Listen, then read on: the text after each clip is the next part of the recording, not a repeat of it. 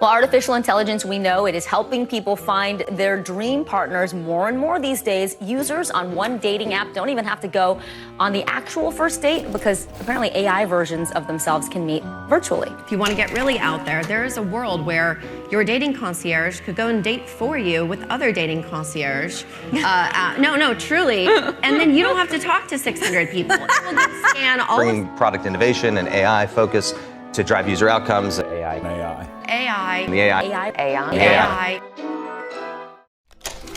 Tinder announced during its third quarter earnings report that it will start analyzing users' entire camera roll to learn more about their behaviors and interests. This was brought forward very soon after announcing that they will now also require facial scans for all new United States users. The statistics are insane. Like 45% of men 18 to 25 have never approached a woman in person. Never asked a woman out in person, and what they're up against, think about it, you could largely describe America right now as a giant bet on AI.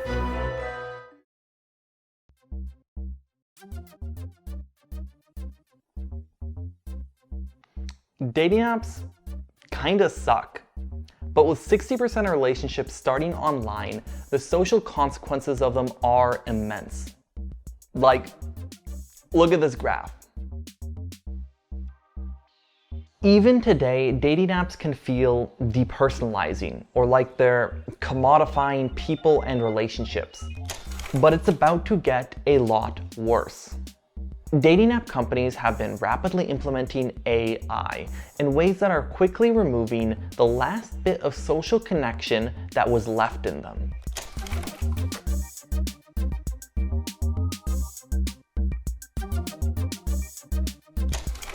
Everything nowadays uses AI. Well, at least they say they do. If a company doesn't want to have their stock lose value in the market, they have to have their CEO do at least 3 speeches per shareholder meeting about how they're leveraging AI to optimize workflows with as many on-topic buzzwords as they can pack into 3 minutes. This same trend has been happening for dating app companies, but unlike corporations like Amazon or Starbucks, there are a lot greater social ramifications for the AIification of dating apps and other avenues of social connection. Now, on another note, something that you'll often notice nowadays are companies calling things that they have been doing for years AI, even though they never called it AI before. A very popular one for this is machine learning algorithms. And so AI is going to follow the same set of values.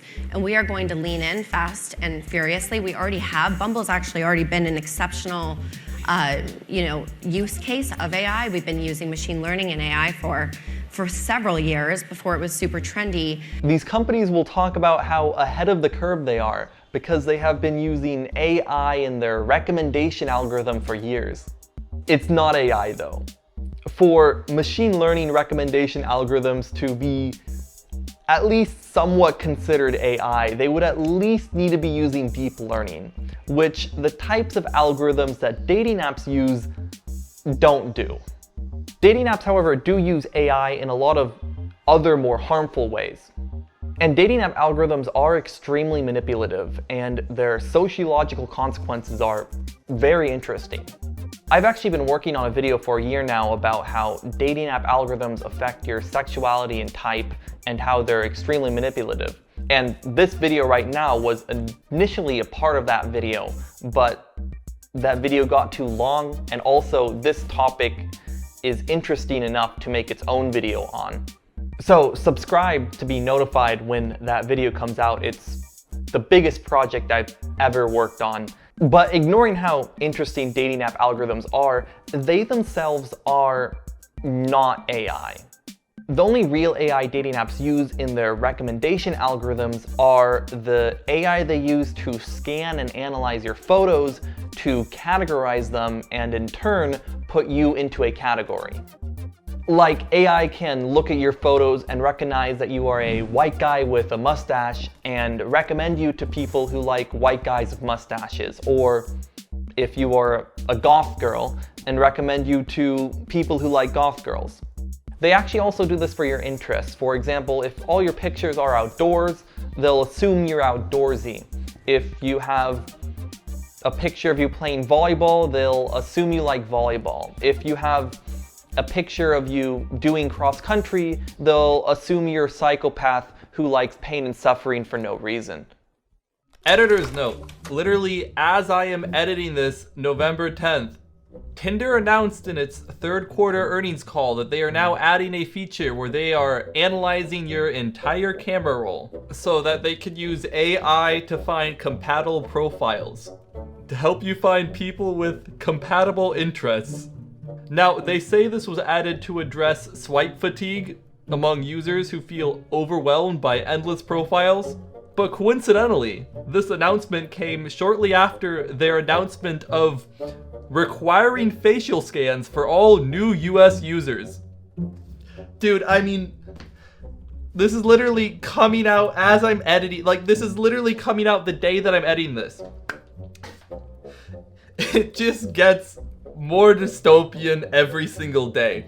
I can't even finish this video without new dystopian shit coming out live time. Like, what the f is this?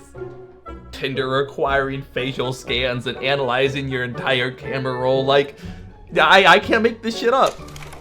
However, that type of AI doesn't really matter or hurt people that badly. The AI that they use that is harmful is in a completely different area. The AI that they are using to replace human connection.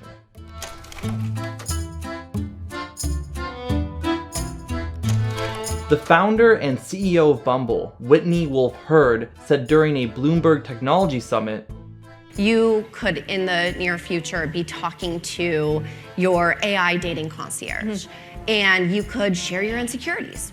And it could help you train yourself into a better way of thinking about yourself, and then it could give you productive tips for communicating with other people. If you want to get really out there, there is a world where your dating concierge could go and date for you with other dating concierge. No, truly. And then you don't have to talk to 600 people. she really loves the word concierge. That's a $5 word right there for sure. A very CEO-like word.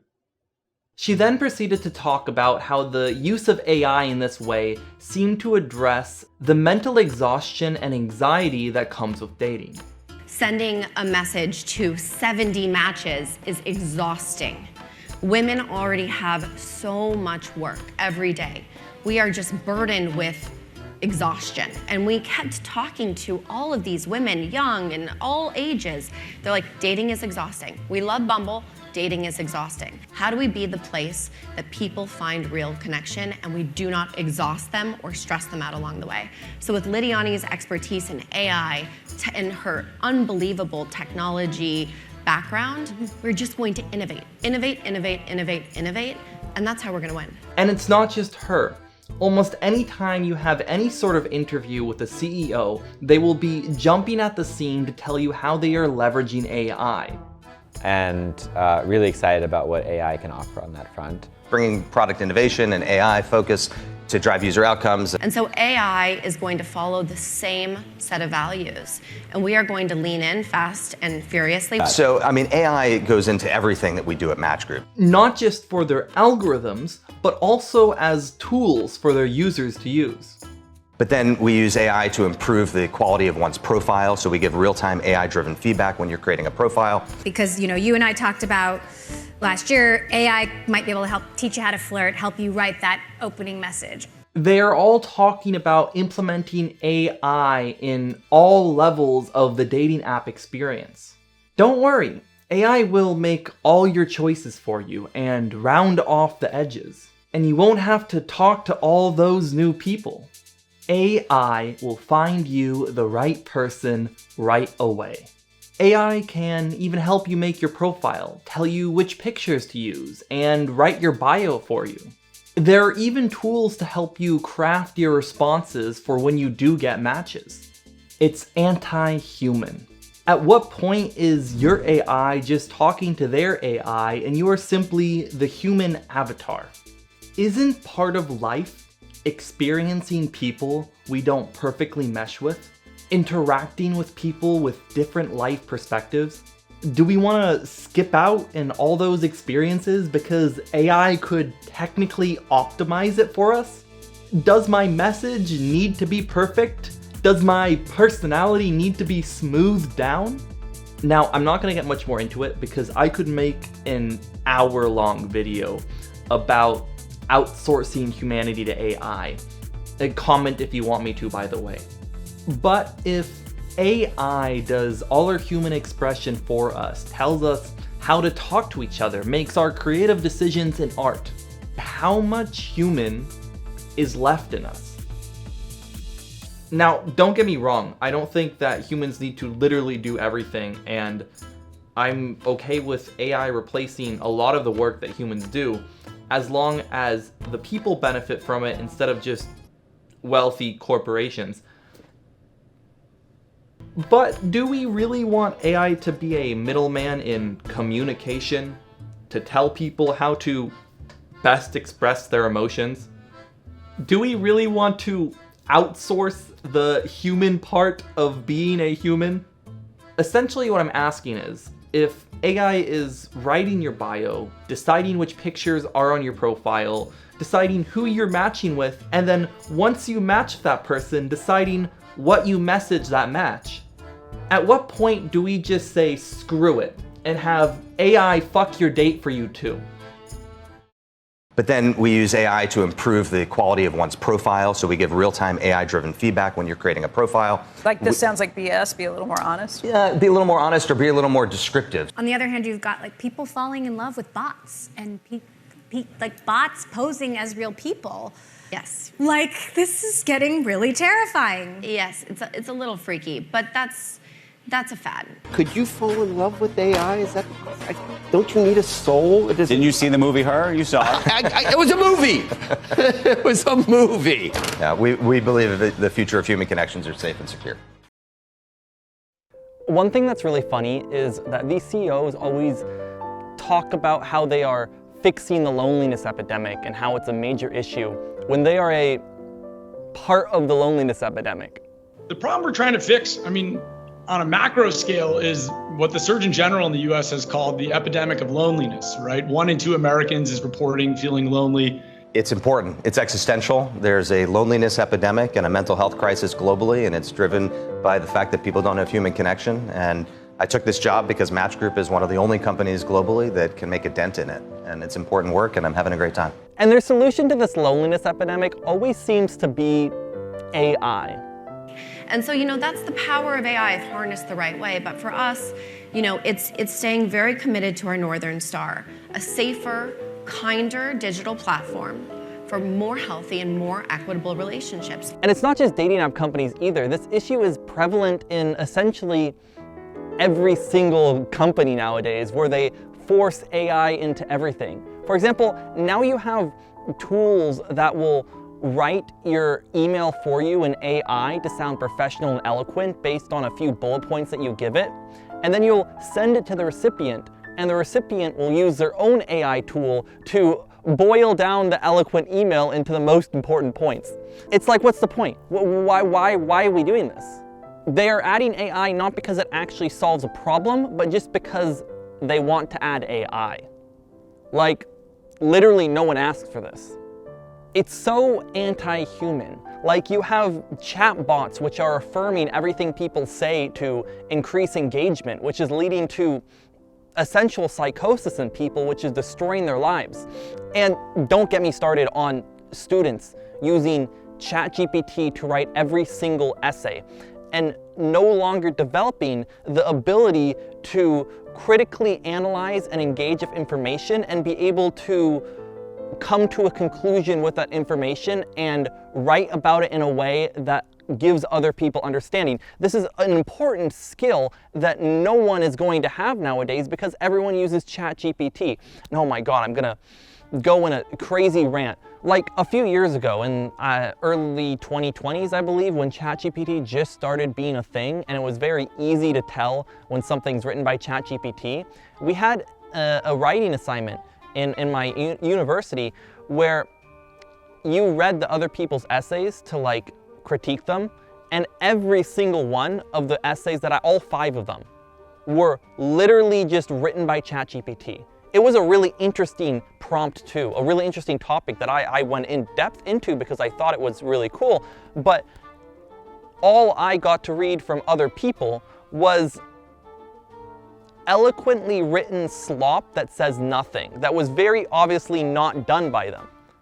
Like recently, only a couple months ago, I was having a minor argument with someone about something, and they told me to wait a second, and they pulled out their phone and asked ChatGPT to give them a response to the point that I was making.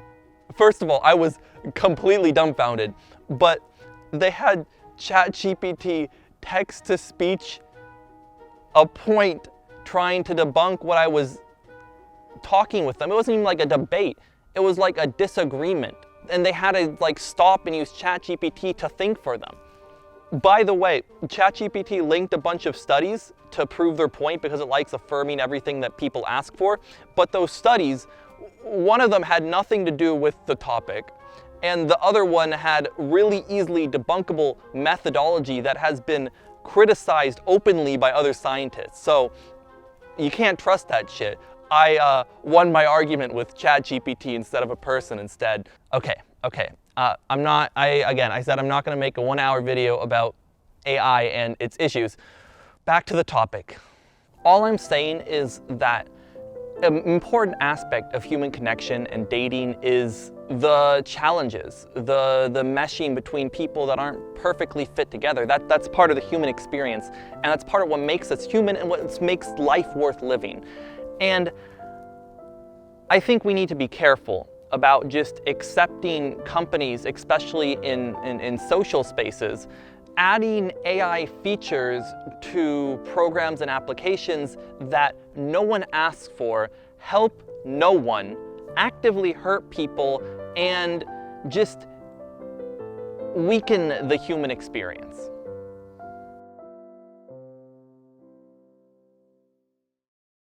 Alright humans, thanks for watching. I appreciate it. Like, subscribe, and watch these videos on screen. Also, please, if you want to support me, subscribe to my Patreon and give me money. These videos actually currently are losing me a lot of money. The software and licenses to make them are actually quite expensive.